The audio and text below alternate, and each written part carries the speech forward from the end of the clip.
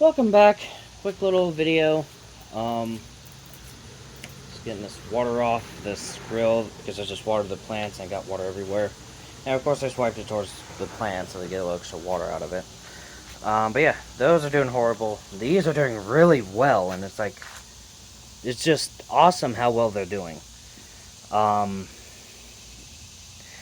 that little flower did fall, so I guess that's going to be a faulty thing, but we still got time.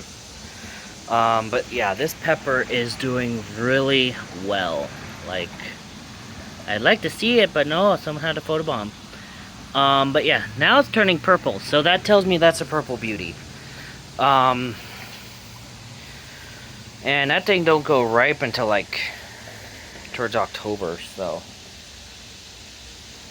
imagine how big that's gonna get. I don't imagine getting too big considering how close it is to the bottom of that, and yeah, but still be a decent sized pepper. But main reason for this is just to appease you guys, because I guess you guys are panicking a little with the quakes in Alaska. I can tell you right now, 2 quakes in Alaska in the span of a few hours is slow compared to what I've seen, especially after the 7.2 they had. You'd think there would be a lot more because of aftershocks, but no, there's only a 4.4. That was the aftershock to the 7.2. And a 3.0 near Juneau, that's just typical Juneau shenanigans. So there's nothing to be worried about with the earthquakes. There's just random earth shenanigans, basically. Now, what I would be concerned about would be the lack of earthquakes. I'm sure you guys heard of the term, the calm before the storm. Yeah, same concept. You have a lack of earthquakes, that could mean that the earth is brewing for a big one. Where it will hit, we won't know till it happens. We won't know till it's too late. So, but rest assured, anything above a 9 is pretty, limited to subduction zones. So if you're not on a subduction zone, get the fuck out of here, you flying bitch! If you're not on a subduction zone, you have nothing to worry about, unless if you're still on the coast, where the subduction zones are, in the ocean, because then that opens a door for tsunamis. But, again, yeah, that's a whole if right now.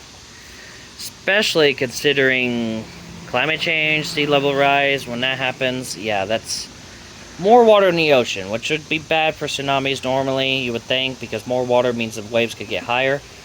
But earthquakes happen at the bottom of the ocean.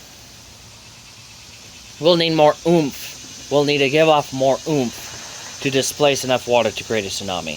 Because there's that extra weight, it'll take more to do what it does, to create a tsunami. Now, I could see where it could get worse with stuff that goes into the water to create a tsunami, like a submarine eruption, like we had with Hungaha, or like a landslide that goes into the water, like some La Palma thing, or something that happens in Alaska every so often. But those usually remote areas. The ones in Alaska usually hit like remote areas and we don't really notice them. They're like, oh, that happened, nice, okay.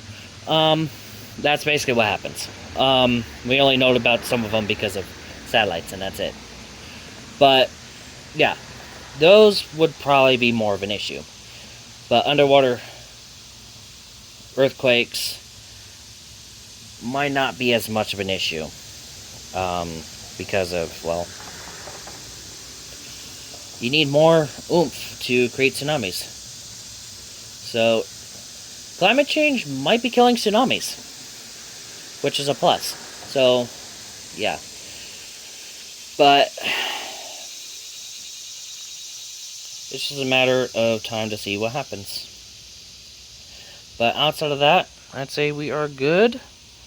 Like I said, there's no real threat right now in terms of earthquakes, except for maybe the lack of them could be a sign that we're brewing for something. But outside of that, yeah, it's just a quiet period for the most part. But outside of that, I'd say just stay safe out there. See you in the next video. Oh yeah, after this, updates on volcanoes. That's like the main thing right now I gotta get done. I got like 6, 7 volcano videos to get done. So that's going to be like the next hour or two of videos. Is going to be a bunch of volcanoes.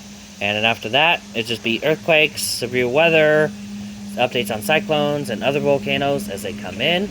There probably won't be a volcano of the day today because all the volcano news I gotta deal with, and I'll probably be burned out from volcanoes for the time at that time. So volcano of the day will be back tomorrow. And tomorrow's gonna be an interesting day because gotta get up at like 3:30 in the morning to get a pork shoulder in here to start smoking. Got like a 12-hour smoke that I gotta do. I just gotta basically just leave it in here, forget about it for like 5 hours. Which I'm gonna go ahead and set the temperature to where I need it to be. Okay. This doesn't have a setting for 275. Interesting. So I'll just have to do 300. That will reduce the time I have to smoke slightly. But I still probably do a 12-hour smoke nonetheless. It's just, yeah, there's no 275 option. So that's interesting.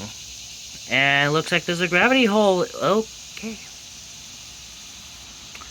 That's interesting.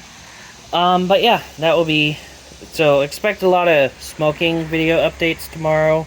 Like meat smoking, not plant smoking. So, but yeah, and then tomorrow got the landfall of Calvin impacting Hawaii. It's no longer forecast to make landfall, but still can't rule it out.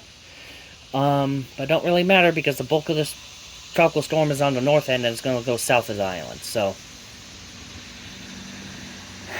but outside of that, that's really about it. Stay safe out there. See you in the next video. Bye.